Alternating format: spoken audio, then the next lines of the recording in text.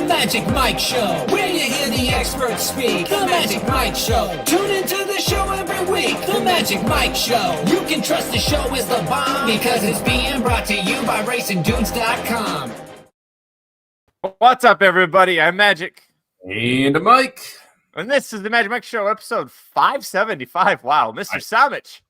They stack up, man. Little Gulfstream Park champions meet. Huzzah! Yeah, that's right, baby. It started early. I love that they're like, listen, it's Thanksgiving weekend. We'll give you a reason to come and play the ponies at Gulfstream. Let's start the championship meet early, which means December 12th. Normally, we'd be doing Claiming Crown. No, It's officially championship meet season.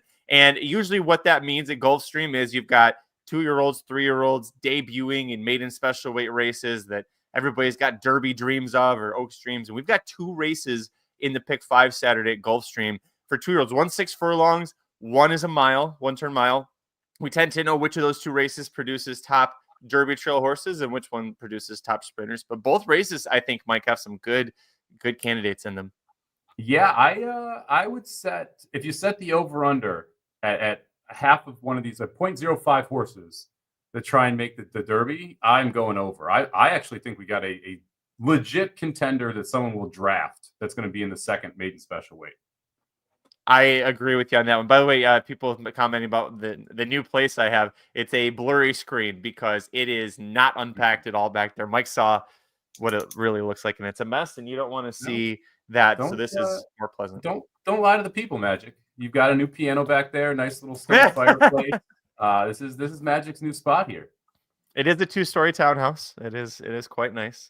Nice big open play area, which we tested out with one of Colson's friends yesterday. But focus it here, Gulfstream Park, Saturday, December 14th, a late pick 5, 2 stakes races with overdrawn fields routing on the turf. And the weather looks like it should be fast and firm for us on Saturday. Let's dive into it, buddy. Riders up.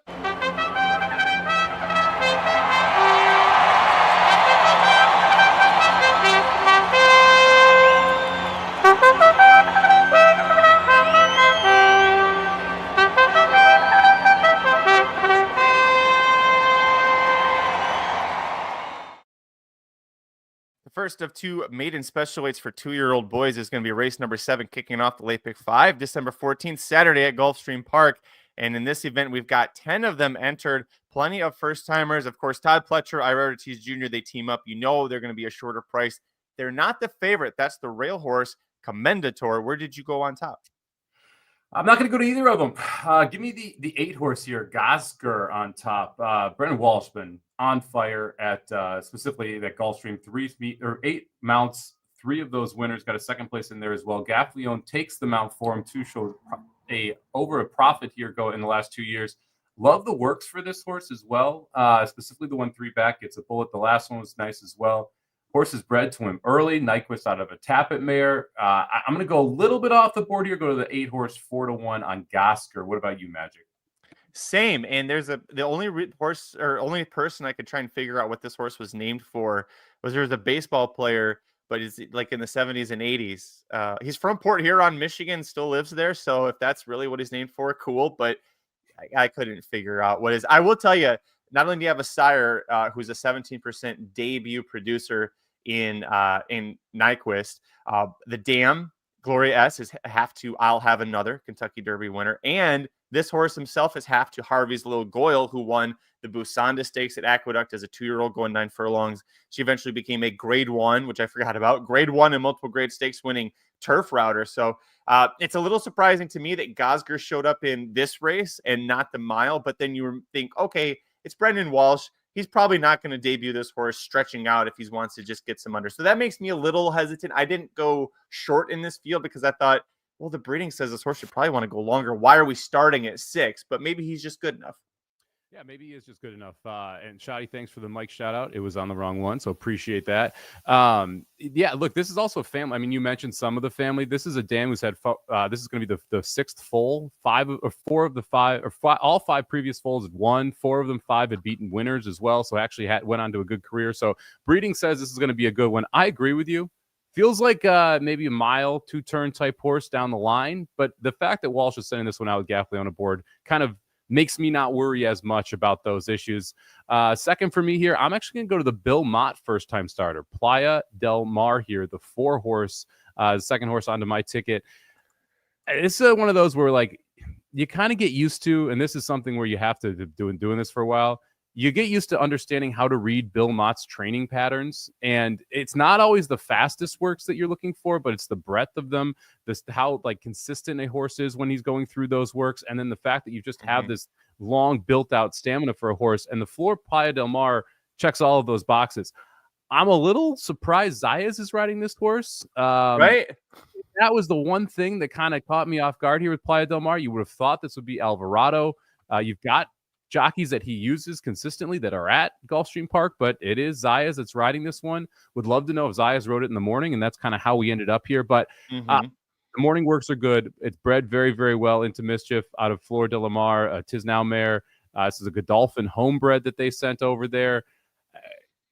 One of those horses where I don't want to leave off the ticket. It just feels like Playa del Mar has a chance to run a very big race and be wildly overlooked in the process as well. Because, I mean, you mentioned the rail horse, your favorite. I'm not going to use it. It's a second-time starter that has every chance to win, but at 5-2, I'm not interested against these horses. And then you've got the Pletcher Ortiz entry, the 7 that we haven't talked about as well. Both of those are going to take money. I'm interested to see what the money is here on Playa del Mar. I'm happy to take a shot here with 6-1.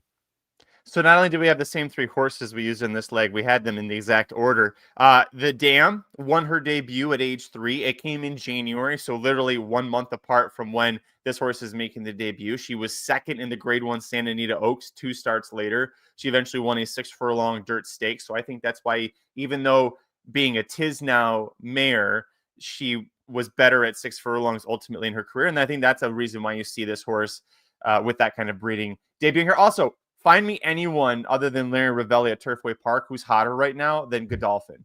Every 2-year-old race, Godolphin is winning. They've taken turf horses for Owen Hardy and winning the Grade 2 Remsen, for crying out loud. I mean, Godolphin's just on fire, and they got the 4 here. So the other horse we used, you've talked about him already. It's the 7, Majorca. Going to take a lot of money. I think we'll go off favored because it's Pletcher and Irad. You got a sire in Volatile, who's a 21% debut producer, and that was a sprint horse, so that's why you see him showing up here instead of the mile. How I looked into the stats on this, specifically with Pletcher and Irad, when they have first-time starters, 2-year-olds, on the dirt at Gulfstream. Last 5 years, 7 starters, 5 wins in a second. 457 ROI. Ridiculous. Like, even if you think the 7 is going to get overbet, you're correct. The stats say 5 of the last 7 times they've had a debuting 2-year-old and they teamed up together on the dirt here at Gulfstream, it was a winner. That's insane.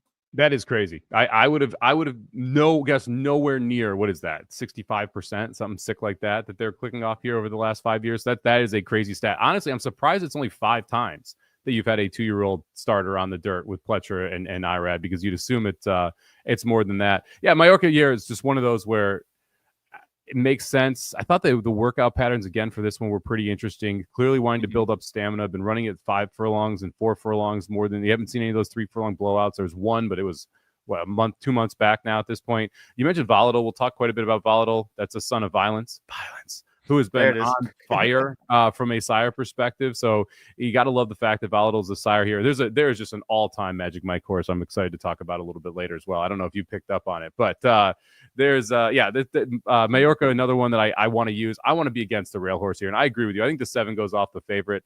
And I get why the 1 horse is the morning line favorite. It's a second-time starter, has shown speed. We're not sure where the other speed's going to come from.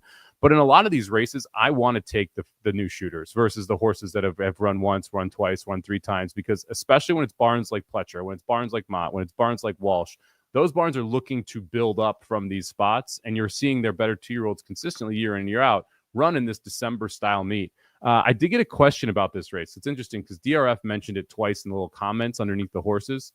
Do you put any stock into when a horse was born in these races? There's a couple comments like, oh, this horse was born in February. They have an edge on the field because a lot of them are born in April or May. Do you put any stock in that at all? If this was April, May, yes. December, no. I think at this point it's been long enough we can pause on that. I agree. It doesn't feel like at this point, because like you said, we're at the end of the 2-year-old season, not the beginning of the 2-year-old season. the extra month, the extra 2 months doesn't make that massive of a difference to me. But it is something I look early in the season. But I was just surprised to see it pop up twice and then be asked about it in those DRF comments. Yeah, Scott Ellers wrote the DRF comments for this race, so that's a big thing for him, I think. And it's interesting. The comments are about the 4 and the 8, and those were our top 2 picks. Though the 5 is a January full, right, which and Scott also called out, but we're not using. Yeah. So it was interesting to me because like I said, it's something that you don't see a lot at this time of the year. Car Ramrod brings up at Keeneland, it's different. I agree. At Keeneland in the spring, 2 months can make a massive difference in a horse's development, but in the winter, it just doesn't feel like it's that big of an edge. Another reason to be against the one, and we can move on, at least for me, is that the horse debuted a $700,000 horse. I know Delgado's based at Gulfstream, but that second came outside of the championship meet. You didn't have Pletcher here yet. You didn't have Mott here yet. You didn't have Chad Brown, Kenny McPeak. These guys hadn't shown up to Gulfstream yet. They were still at Kentucky, where the purses are a lot better. So now that they're here, it's because the purses are better. So another reason for me to kind of discount the one here. But let's move on. Second leg of the late pick 5 at Gulfstream Park on Saturday, December 14th. Race number 8 is the Tropical Park Oaks, going a mile and a 16th on the turf course. Oversubscribed field of 3-year-old fillies. 12 will make it to the gate. 3 also eligibles. They're all long shots, so not going to consider them too much. Where'd you go on top here? My old friend's back. I knew this. Wakisu, or whatever the heck the name is. Give me the 10 horse on top here. 10-1. I was pretty surprised in the price. I don't know about you. I looked at both of these turf races and was surprised that there wasn't more speed. Generally at Gulfstream Park and these 3-year-old turf races, we see speed consistently through it. There's just not that much. I mean, I think the 12 in our time pretty clearly going to go get the lead in this race. We'll talk about a horse that's clearly going to go get the lead in the last race. But it really sets up well for Wakisu to be able to sit right behind that pace because there's not much pace inside of the 10 here. I think the 10 is actually the one who probably gets over to the rail. The 11, Di Regrosso, has some speed as well. So it feels like in our time clears, and Wasiku and Di Regrosso are that second and third horse right behind. And I love that type of trip here if we get it for the 10. I mean, this is a horse that we've seen have success over at this level in the Florida Oaks over at Tampa Bay. Was able to win that race over Style Points. It was a horse we talked about quite a bit. The race 2 back at Gulfstream Park was the reason I stabled up this horse. And I thought the win was nice too in the winning at Aqueduct there. So, like, this is one of those that I've been kind of keeping an eye on for a while. Surprised she showed up here. Happy she did. Happy to get the 10-1 price.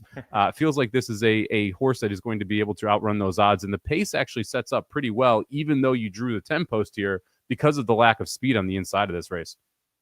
Yeah, it is a pretty interesting spot for this horse to return. But I guess, you're in Florida. You probably don't have too many options as far as where you could run her. As outside of a stakes race. I knew you were going to use her. I didn't. If she beats me again, I don't know if I'll ever live it down on the show. Yeah, you did have her in the Florida Oaks. You were touting her there, and I had Style Points, and she got second.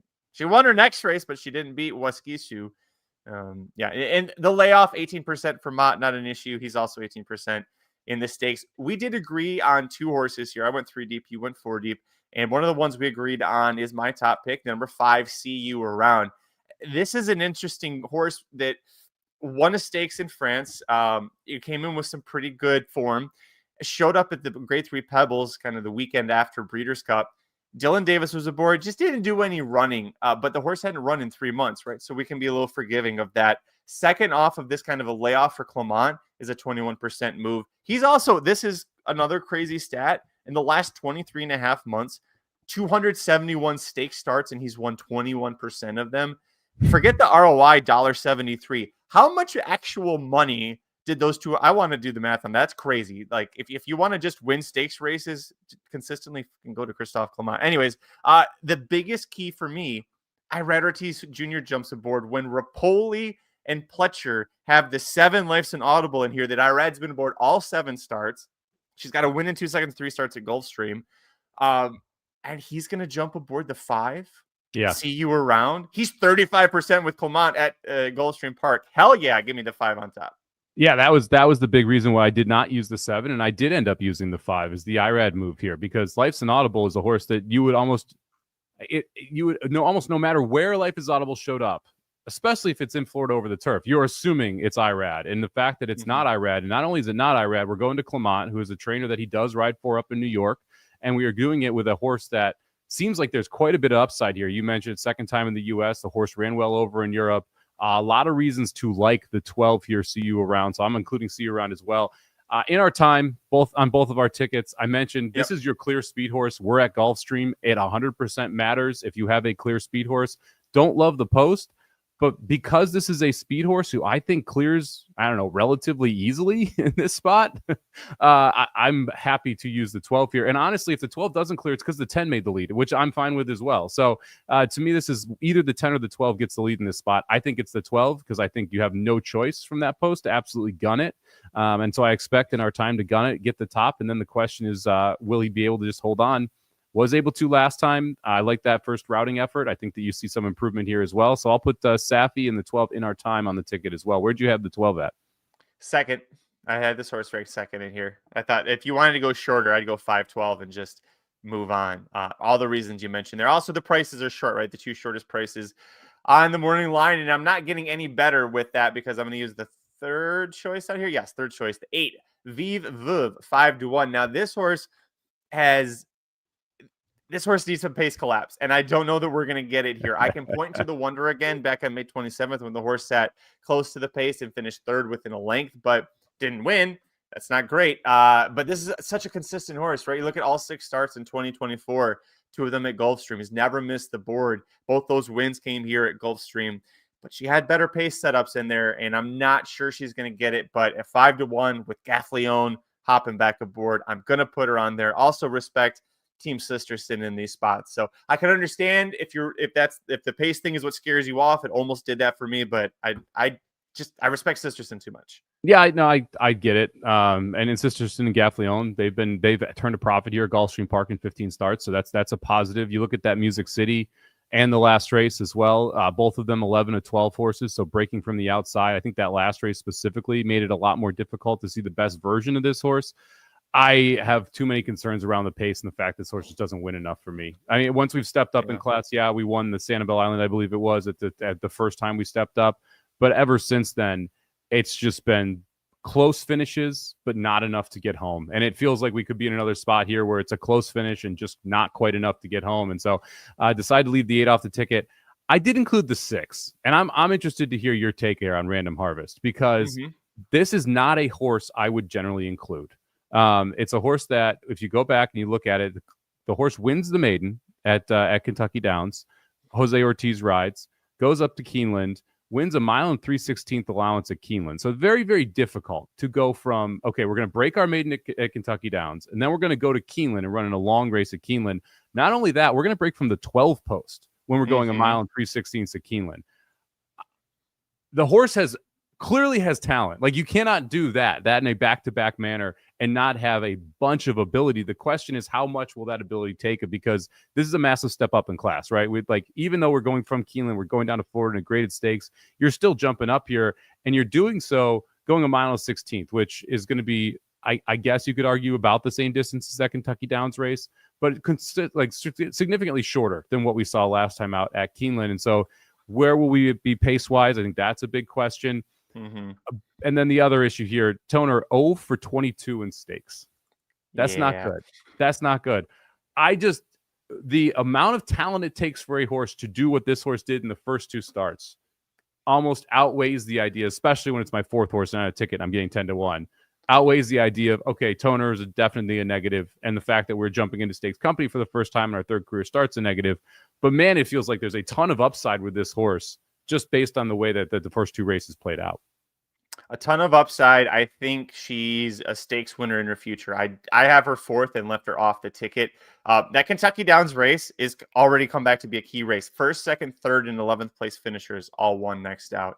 3rd place finisher for Random Harvest win at Keeneland, won next out. The buyer came back small. It actually came back as 79, so it wasn't a great buyer speed figure. And also to kind of just to dampen a little bit what Random Harvest did. Yes, she broke from post 12, but 1 3/16, they're starting at the very top of the stretch. She had the entire length of the stretch at Keeneland to get comfortable, which Manny Franco did. Now, she's done what she's been asked to do. She's won both of her career starts. It's the next logical spot. I'd use her underneath and try to let her beat me. I just don't think she's at this point in her career ready to beat this group. That's fair. And that's why it's one of those where it's like, it was one of those ladder horses on the ticket, wanted to make sure we had a price in this spot. And that one to me is like the upside there. And I agree with you. I think she wins the stakes at some point next year. Mm-hmm. It may not be this quick, but there's talent there. The question is what's the ceiling on that talent? We don't really know the answer to that yet. And keep in mind, if any horse in this race or the Tropical Park Derby later on, if they run a real huge like freak effort, we're going to see them in the Pegasus World Cup here in about a month and a half at Gulfstream. Race 9 is the third leg of the late pick 5 at Gulfstream on Saturday, December 14th. It's the other maiden special weight for 2-year-olds. These ones are going a mile, starting all the way at the back in the chute, running down the backstretch. Pletcher's got 2 win here. One of them's going to take a lot of money. The other's second longest shot on the board. But you mentioned, Mike, there's a Magic Mike horse in here, and I don't know who you're talking about. So it's been killing me since you dropped that teaser. Who is it? Well, I'm going to use this horse because I feel like I have to, but it's the 7 horse. Risk Factor. Did you see the breeding on this horse? Oh, geez. Yeah. Yep. Volatile, who we talked about earlier, 21% first-time starters, very good, son of Violence. So we got the Violence in the top. The bottom is a Factor. It's a Violence out of a Factor mare. I like this is everything has come full circle. Okay. So I didn't use the 7 at all. Wow. Yeah. Anyways, who's your top pick? Okay, so you told me that was. Yeah. No, 7's not my top pick, but that is the ultimate Magic Mike horse. When you get a Violence out of a Factor at Gulfstream Park, But so anyway, the horse that I think is the most likely horse to end up in the Kentucky Derby, or at least make the trail here, is the one Rapture for Brad Cox. Like we all know, very good first time out trainer. But when you look at just how this horse is bred, it's Uncle Mo out of a Bernardini mare. Clearly wants longer distance. It's why you're not seeing it in the 6 furlong race. That's why he's here in the mile race. I don't love the rail post for a first-time starter, but this just feels like a horse that is absolutely ready to roll. And we talk a lot about trainers and debut distances and what they do well, what they do poorly, because you'll see a first-time starter number that's at 20% for some people. But when they go a mile or more, that drops down to like 12, 13%. So you clearly know they're having a lot more success sprinting first time out.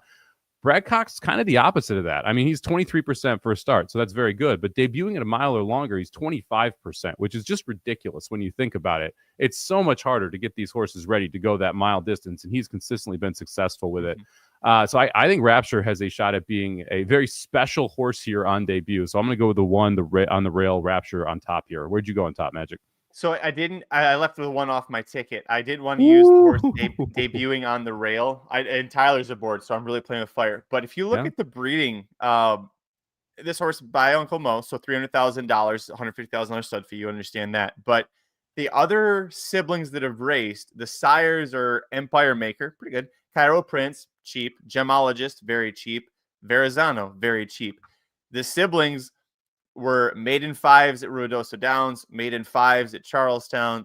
The only one that's been worth a damn at all was Florida bred, and is won 4 times, $137,000 earned, but all against claimers. There's nothing in the family that's good, except it's like, holy shit, this horse was an Uncle Mo.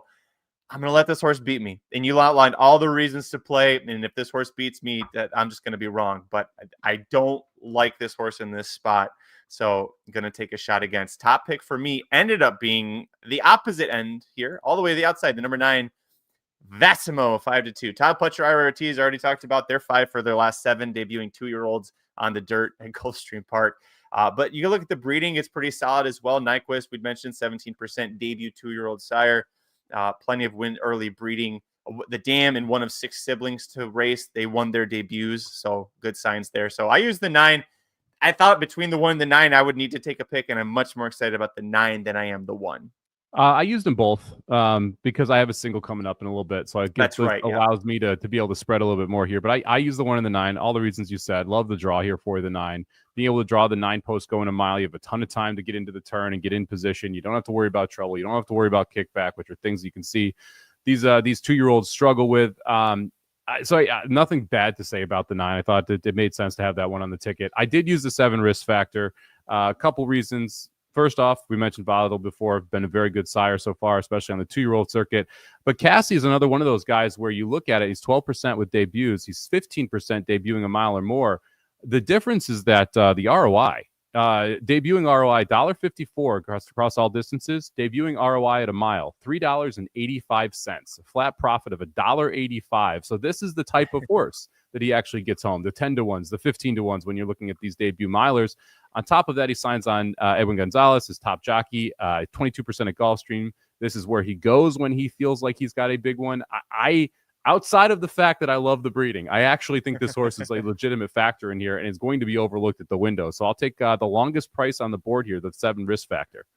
That was a bad joke. Yeah, going to be a factor. I saw what you did here.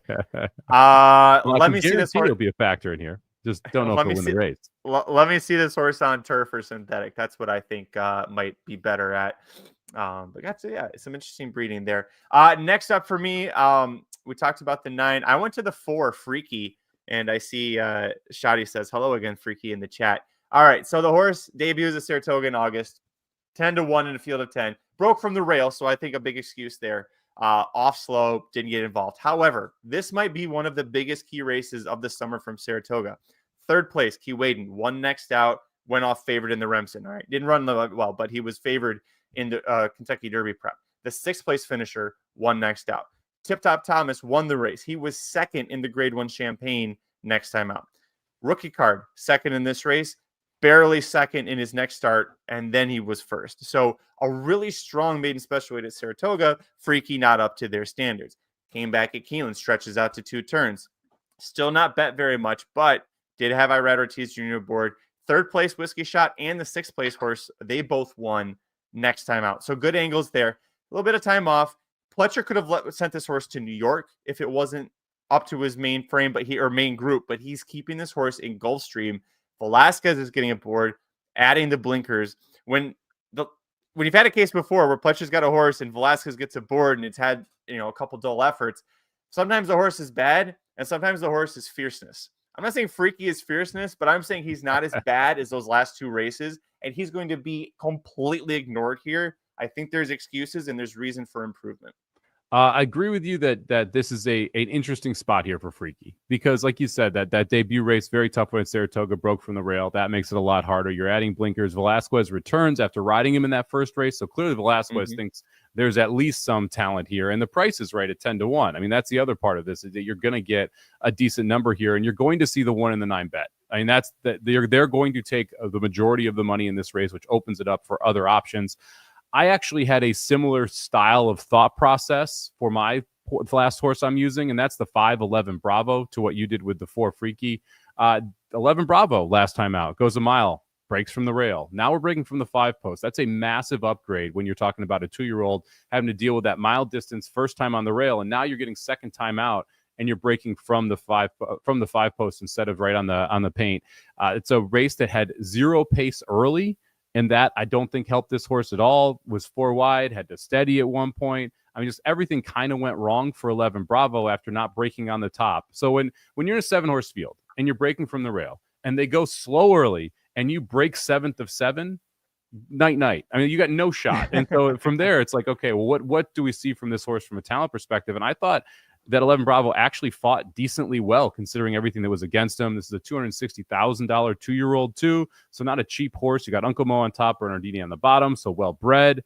I'm willing to give this one another shot back. It was 4 to 1 on debut. Now we're getting 8 to 1 here on the morning line, so the price is right as well on 11 Bravo. So yeah, I'm going to go 1.579 to try and get through this race.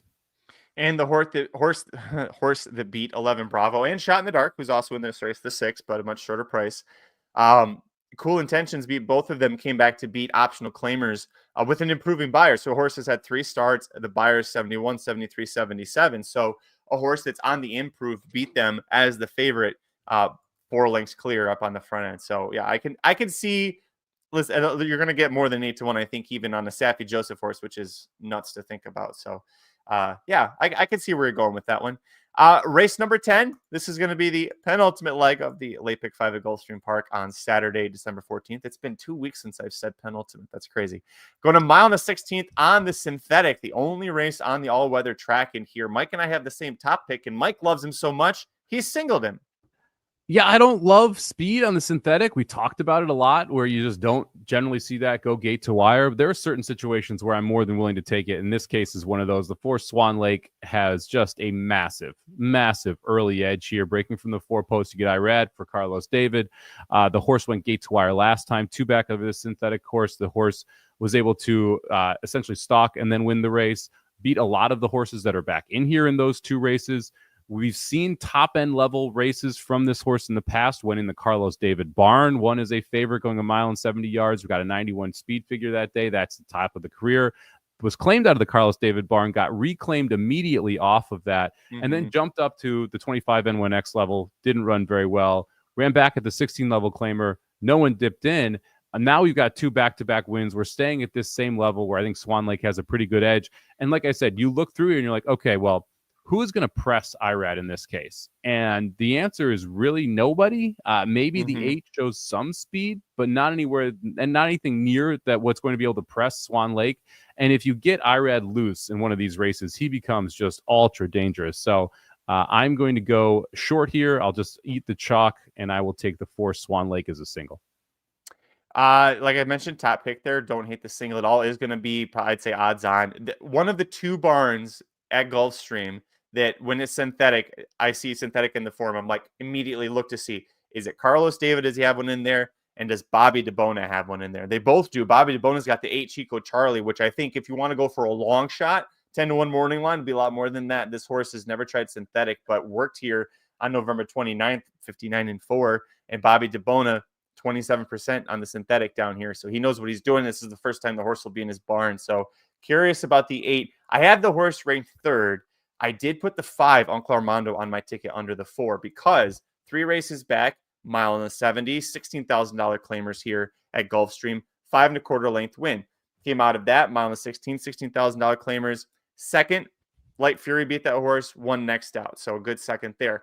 The most recent start was November 2nd, $10,000 claimers, closed from, not far off and ended up almost catching Swan Lake, who's the 4. You're single in here. By less than a length. So a really solid effort was gaining on this horse that we both really like here. And the advantage he's got over the 4, I think could be an advantage, is he's coming in fresh. That was November 2nd. Swan Lake ran back on November 23rd and had another good gate to wire win. But now he's coming back and he's got just a little bit more used up there potentially. So I'm going to go with the 4 and the 5. Respect the 4, respect your single there. If he goes down, I think the 5 is going to be the one that gets him. Yeah, I had the 5 as in 4th here, so I didn't discredit the 5. My issue with the 5 is Swan Lake's beaten him 4 times, and he has beaten Swan Lake once. So there is one time that the script has been flipped, but Swan Lake's beaten him 4 out of 5 tries, and so I'm that made me less likely to use that horse in a multi-race sequence just because it kind of feels like that Swan Lake's better at this point. But the price of 6-1 isn't bad. I mean, I had the 9 as a possible contender in here. Valentine Bug. I thought this one looked pretty good last time out. First time in the $10,000 level. First time with the barn. Van Dyke rides back. The problem with the 9 for me was the price. 11-1 that day, 3-1 today. So you kind of lost the value. It's another reason why I didn't go 2 or 3 deep here, because I would have been 9-2-5, and like 4-9-2-5 is exactly the order the morning line is in. So I'm not going to sit here and be like, yeah, I'm going to use the 3 favorites when I like the favorite on top. And it's one of the reasons I ended up on a single here. But yeah, I was 4-9-2-5 in this spot. So 9, the 2, and the 5 all made a little bit of sense to me. But I think this race goes through the 4 Swan Lake. The 11th and final race at Gulfstream Park on Saturday, December 14th is the Tropical Park Derby. Love, instead of mating claimers for state breds, finishing with your premier race. That's the way to go out on top and let Magic have some energy at the end of the show.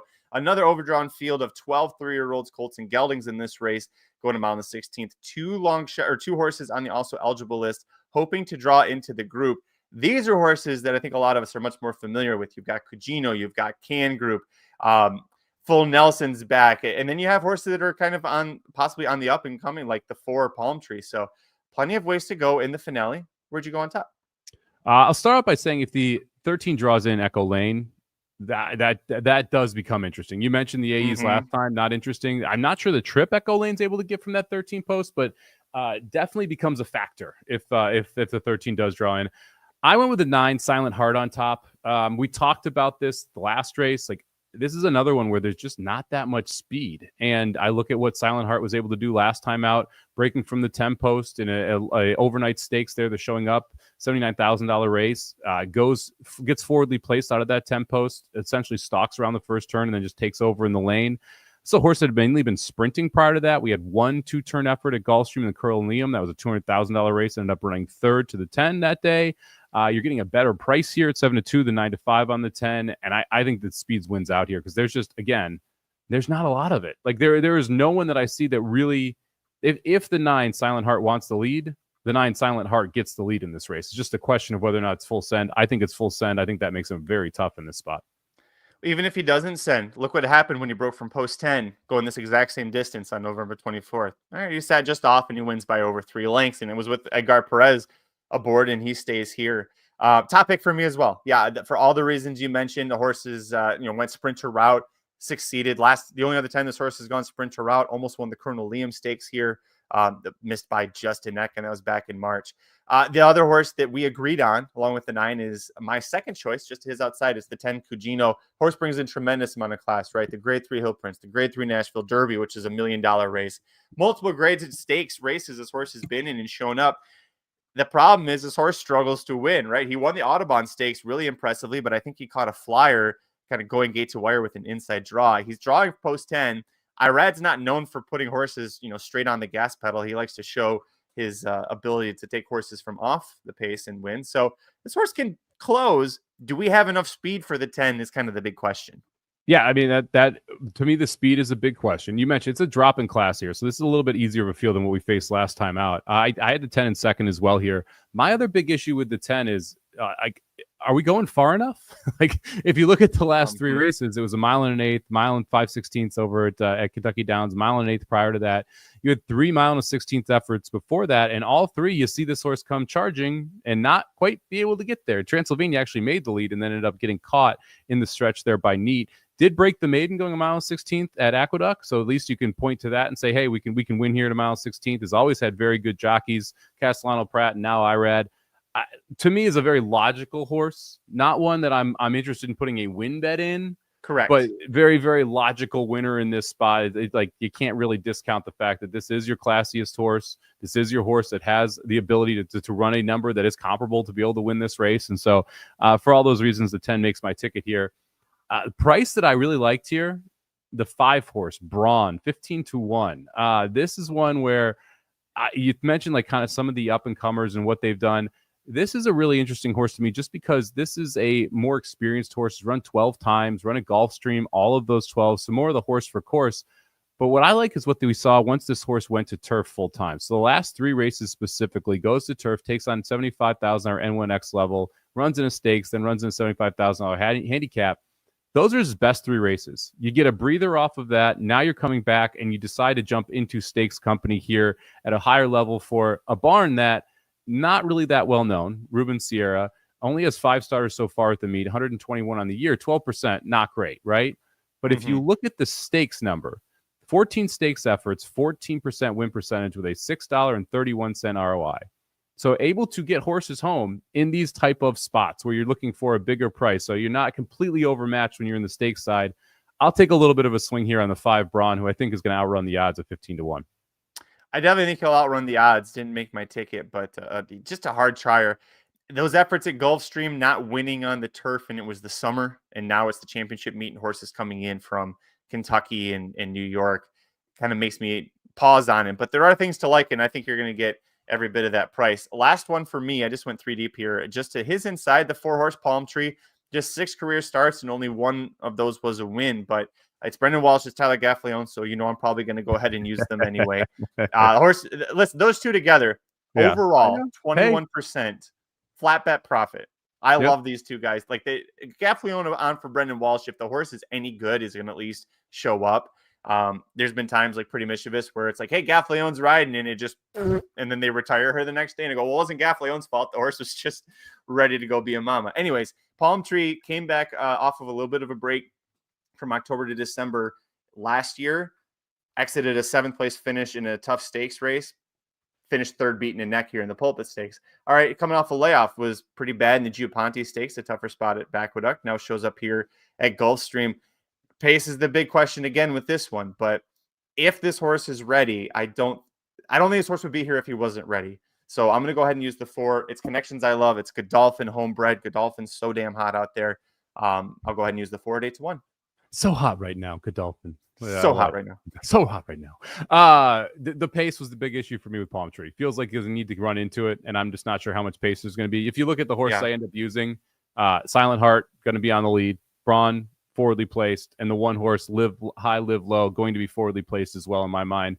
This is the rail horse here for Zayas and Weaver, and this is one where you're coming out of 2 back-to-back sprint races, and I'm hoping that those sprint races actually inject more speed into this horse. It's an interesting trajectory to get here because this horse runs in a $25,000 maiden special weight race or maiden claiming race to be able to break the maiden, jumps up into the N1X, ends up back in that claiming level, and then all of a sudden just kind of figures it out. And that was the last 2 races when we were turf sprinting, and now we're stretching back out to a mile and a 16th, which is clearly what this barn thought this horse wanted to do. If you go to the other mile and a 16th efforts over the turf course, at the half mile pole was 6th, 7th, and 9th by missing by 12 lengths. I think you're going to see much more of the speed injected into Live High, Live Low than what we have seen in those previous route races. And that's one of the reasons you're jumping from 2 sprints to a route. So I think this one horse is a lot more interesting, and especially when you kind of dive into the style that Weaver is putting this horse through and the way that he's attacking this race, I would be very surprised if you don't see much more early speed here for Live High, Live Low, who's a Redham horse, by the way. Interesting to see a Redham racing horse out on the East Coast and specifically here at Gulfstream Park. So I'm going to go 1, 5, 9, 10 to try and get through the last leg here.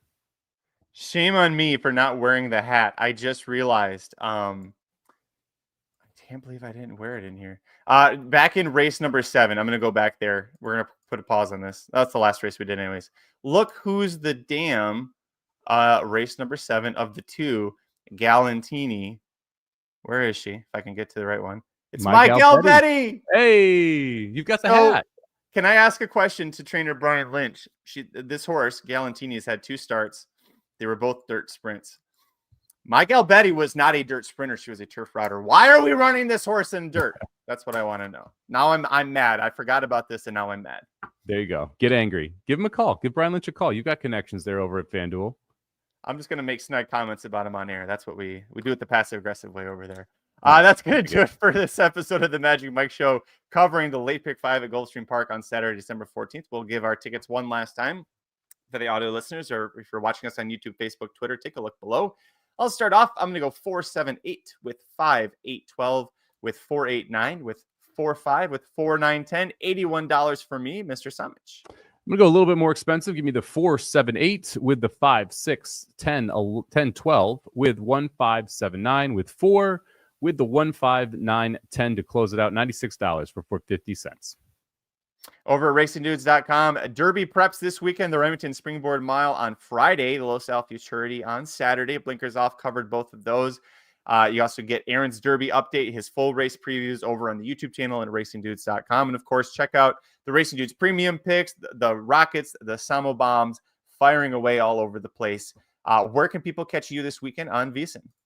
I'll be on VSiN tomorrow. I'll head back to Vegas. Excited. I wasn't there last weekend, so excited to go back here. I'll be on air at 3:30 Pacific, and then have the normal shows from 4 to 7 and from 5 to 8 Pacific on Saturday and Sunday. How about you? You on this week? Oh, you're heading right to the studio after this. I'm as soon as I get done here, I'm going to post this as a podcast, go shower, get cleaned up, and drive down to the studios. So I'm on 5 to 8 with Joaquin Jaime. So if you want Charlestown, Remington Park, Turfway Park, late pick 4, Delta Downs, we'll be covering those races. And then on Saturday and Sunday, 9 to noon Pacific, I'll be on Saturdays with Simon Brace, Sundays with Scott Hazelton. So that'll be a fun little mix up there. So catch us over there. You can follow us on Twitter. I'm at Curtis Kalleward. He's at Somobomb18, number 1, number 8, Corporate Overlords at Racing_Dudes. And Shadi, TVG, they've been phasing out TVG for over a year. They're officially closing it once they get like the new VIP reward system. All the VIPs like Dr. Tang are still on TVG and not FanDuel. So they were waiting until that side, the VIP reward section, was all set to go on the FanDuel side. So yeah, if you're still using TVG.com or the app to log in, you need to make a new account with FanDuel, and you can transfer all that over. But there's lots of really good new member bonuses. Like if you're a TVG customer, sorry to give them a plug, but if you're a TVG customer and you want to move over to FanDuel, you don't have a FanDuel account, you get a no sweat first bet bonus up to $500 back. So I can't help but say it exactly as I do on here. I'm sorry. So now I got a question for you, anyway. Magic. What if you have a FanDuel account in the sportsbook or the DFS, but not a FanDuel racing account? FanDuel racing is supposed to be different. Oh, because we're trying to entice all the sportsbook people to come over. Yeah, no, I assumed as much. So I might have to sign up then. I'm not, because I'm still currently using TVG, and then one of your competitors, I will not mention them on here. That's okay. And then so I haven't experienced the FanDuel thing. I heard it's January 1st was supposed to be the flip over. I don't know if that's official. Okay. But seriously, the first bet you make, the very first bet you make, if as a new customer, up to $500. So you say you play like a Dr. Tang sized pick 6 carryover or mandatory payout day, and you have a $500 ticket. If that doesn't cash, you get that $500 back as wagering credit. So you don't get it back as cash. You still then have to spend that new $500 within a certain time frame. But it's gonna be 100, it can be 20, it can be $5, whatever. But just that very first bet is risk-free in terms of you get that back as wagering credit if it doesn't hit. Yeah. And what's your referral code, Magic? Shotty wants to know. I don't have one, actually. That's how you know this is legit. There you go. There you as go. I'm wearing the FanDuel hat. I should get one. I should have a referral code here if you're just gonna plug it. We'll talk off there. Anyway, thanks for watching, everybody. Appreciate you. We'll be back next Thursday. That'll be our last. Actually, no. Well, do we want to do a show? Next Thursday is the fantasy draft. We traditionally still do Magic Mike that day. Yeah, maybe we'll do like a Wednesday show or something. We'll figure it out. Yeah, my family leaves Tuesday mornings next week, so I'll from after Tuesday morning, my schedule's wide open. We have to talk fantasy draft. The third pick in the draft, man. And I've done zero research. I think I know who we're gonna take, but that's with zero research.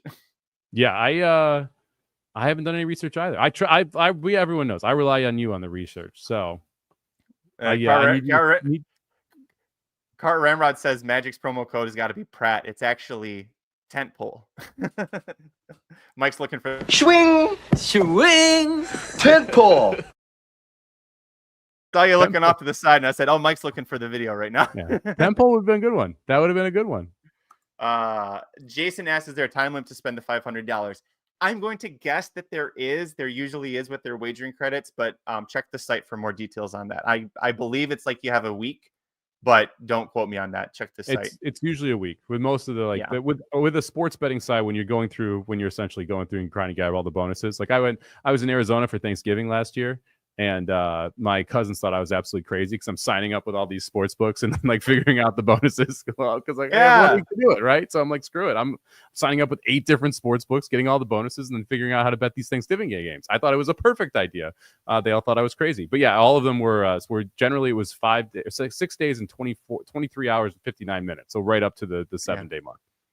I'm gonna do that when I go back to Michigan this year, except I can't sign up for FanDuel Sportsbook. That's the thing. I can't gamble with any of them, but the competitors, yeah, I'll take all your bonuses. You can have my money. The bonuses aren't as good as they used to be, man. It used to be like 1,500, 3,000, and now everything is smaller. Yeah, it's okay. Yeah. I was late to the game like usual, but hopefully everybody has a good weekend betting Gulfstream Park and enjoy the Kentucky Derby preps. We'll be back next Thursday for our pre-fantasy draft.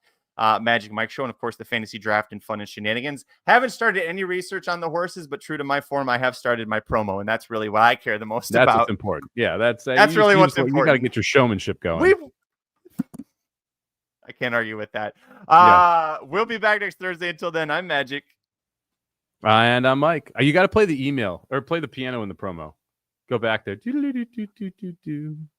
I gotta tune it. Yeah. I can tune a fish, but I can't tune a piano. Wait, look that way again. Look that way again. It looks like there's like a fish, because like you can start to see the back of your room come in when your hat catches it on the fireplace. It looks like you have like a dead fish on your fireplace when your hat hits it right. I mean, there it is. I think it's actually your sweater, which is over your TV. But hey, what are you gonna do? Who knows? Leave your guesses for what's in Magic's background below. We'll see you next time, everybody. Thanks a lot. The Magic Mike Show, where you hear the experts speak. The Magic Mike Show. Tune into the the show every week. The Magic Mike Show. You can trust the show is the bomb because it's being brought to you by RacingDudes.com.